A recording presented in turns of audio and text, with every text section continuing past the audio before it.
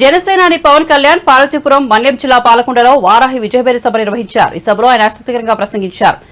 ప్రసంగం మధ్యలో అక్కడే సీఎం జగన్ హోర్డింగ్ ఉండడాన్ని పవన్ కళ్యాణ్ గమనించారు. ఆ హోర్డింగ్ పై జగన్ బొమ్మతో పాటు కలలు నిజం చేయడానికి జగన్ కోసం సిద్దమని రాసోది. కెమెరా అటు తిప్పండయ్యా అంటూ పవన్ ఆ హోర్డింగ్ ను చూపించారు. కలలు నిజం చేయడానికంట మెగా డిఎస్సీ ఇచ్చి మీ కలలు నిజం చేశాడా, ఉపాధి అవకాశాలు కల్పించాడా, ఎస్డీ ప్లాన్ సబ్ ప్లాన్ ఇచ్చాడా అంటూ ప్రశ్నించారు. ఉత్తరాంధ్ర శ్రీ మనకి ఒక్కొక్కళ్ళు మహాపండితులు ఉద్దండులు వాళ్ళందరినీ చూసి నేర్చుకుంది మన నేల కోసం పనిచేయటం, మీకోసం నిలబడటం. అక్కడ చూస్తా ఉన్నా ఎలక్షన్ కమిషన్ ఇంకా ఎందుకు ఉంచిందో అది కలలు నిజం చేయడానికి. కెమెరా అటు చెప్ప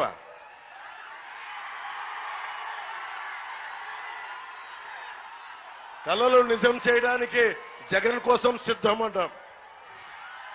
కళలు నిజం చేయడానికి మీకు మెగా డిఎస్సీ ఇచ్చి మీ కళలు సిద్ధం చేశాడా, నిజం చేశాడా, ఉపాధి అవకాశాలు కల్పించాడా,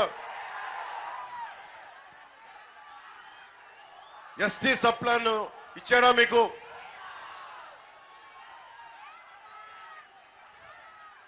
ఎప్పుడన్నా సరే కోడి రామ్మూర్తి గారు మనం విన్నాం వీరఘట్టం మండలం నుంచి మల్లు యోధుడు ఒంటి చేత్తోటి గొలుసులను తెంపేవాడు. అలాంటి వీరఘట్టం మండలం ఉన్న పాలకొండ నియోజకవర్గం, అలాంటి యువత ఉన్నారు ఇక్కడ. కోడి రామ్మూర్తి స్ఫూర్తి ఉన్న యువత ఉన్నారు.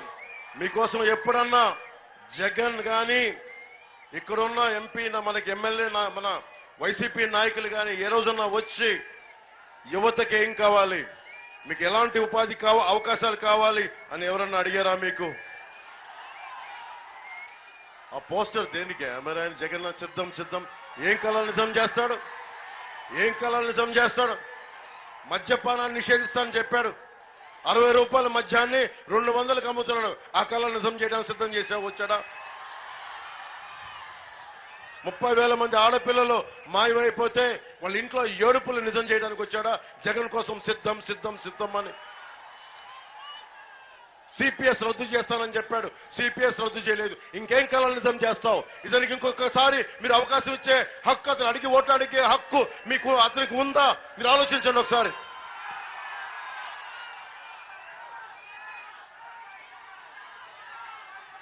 మనకి ముఖ్యంగా ట్రైబల్ కి గిరిజనులకి ట్రైకార్ రుణాలు రావాలి. మొత్తం మన మనుషుల్ని పంపిస్తే దాదాపు 200 దుకాణాలు మన పాలకొండ నియోజకవర్గంలో ఉన్నాయి. ట్రైబల్స్ కి ఇవ్వాల్సిన ట్రైకార్ రుణాలు, మనకి చిన్నపాటి వ్యాపారం చేసుకున్నా, ఆటో నడుపుకోవాలనుకున్నా, చిన్నపాటి వ్యాపారం చేసుకోవాలనుకున్నా మనకి ఐటీడీఏ ఆధ్వర్యం నడిచే ట్రైకార్ రుణాలు రావాలి. ఆ రుణాలు ఎక్కడికి వెళ్ళిపోయినాయి? 13 పథకాల పైన తీసేశారు. మనకి ఎక్కడికి వెళ్ళినాయి ఆ రుణాలు? ఎవరు అడుగుతారు వీటిని? మళ్ళీ ఇంకొకసారి వైసీపీని గెలిపిస్తే మీకు ఇస్తారా రుణాలు? ఇంకొకసారి మర్చిపోతారు మళ్ళీ ఇంకొక 5 సంవత్సరాలు.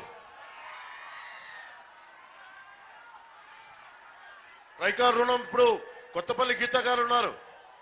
ఎందుకు నేను ఆవిడ్ని వెనక ఉండి నిలబడి ఆవిడకి మద్దతు ఇస్తున్నానంటే, మనకి ట్రైకార్ రుణాలు యువతకి రావాలి, గిరిజన యువతకి రావాలి అంటే మనకి కేంద్రం 60% డబ్బులు ఇస్తుంది. 1 లక్ష రూపాయలు యువతకి ఇవ్వాలి అంటే 60% మనకి కేంద్రం ఇస్తుంది. దాంట్లో 35% ప్రభుత్వం ఇవ్వాలి. 5% ఎవరైతే వ్యక్తులు పెట్టుబడి పెట్టుకుంటున్నారో వాళ్ళు పెట్టుకోవాలి. ఈ రోజున ఏం చేసింది? కళలు నిజం చేయడానికి వచ్చాను సిద్ధం అని జగన్ అక్కడ పాపం పోస్టులు పెట్టి ఇలా అంటా ఉన్నాడు. వాళ్ళకి ఇదివరకు మీకు 1 లక్ష రూపాయలు రుణం కావాలి గిరిజనుల కంటే, అది ఈ రోజున ఇదివరకు 5,000 ఇస్తే సరిపోయేది.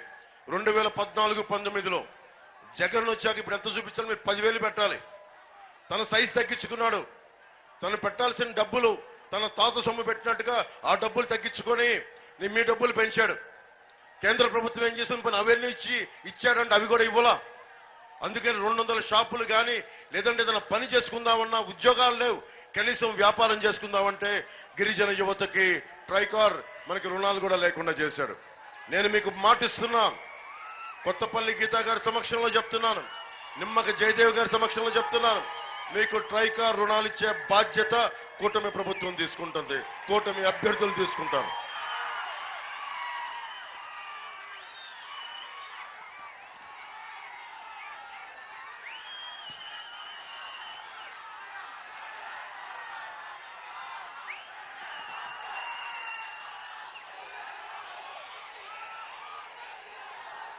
జంపర్ కోట జగన్ కలలు నిజం చేయడానికి పాలకొండ నియోజకవర్గ ప్రజలు చెప్తున్నాడు, కలలు నిజం చేయడానికి వస్తాను అంటున్నాడు. తోటపల్లి రిజర్వాయర్ ఎడమ కాలువ చేశాడా, 60 ఎకరాలకి సాగునీరు ఇవ్వాలి, అది చేయలేదు, అది నిజం చేయలేదు. మళ్ళీ ఇంకోసారి ఓట్లు కావాలంట. జంపర్ కోట మనకి జంపర్ కోట 3000 ఎకరాలకి మనకు కావాలి, అది నిజం చేయలేదు. ఎంత డబ్బులు రెండింటికి కలిపితే జంపర్ కోటకి 22 కోట్లు, మనకి తోటపల్లి రిజర్వాయర్కి ఎడమ కాలువకి 192 కోట్లు. ఎంత రెండో పెట్టి కొడితే దాదాపు 220 లోపు కోట్లు, ఇది 216-17 కోట్లు. కానీ ఎవరికైతే అన్నం పెట్టి సాగునీటి అవసరాలు తీరిస్తేనే కదా మనకు ఒక అన్నం ముద్ద తినగలం, రైతు కన్నీరు తుడిస్తేనే కదా మన అన్నం ముద్ద తినగలం. తోటపల్లి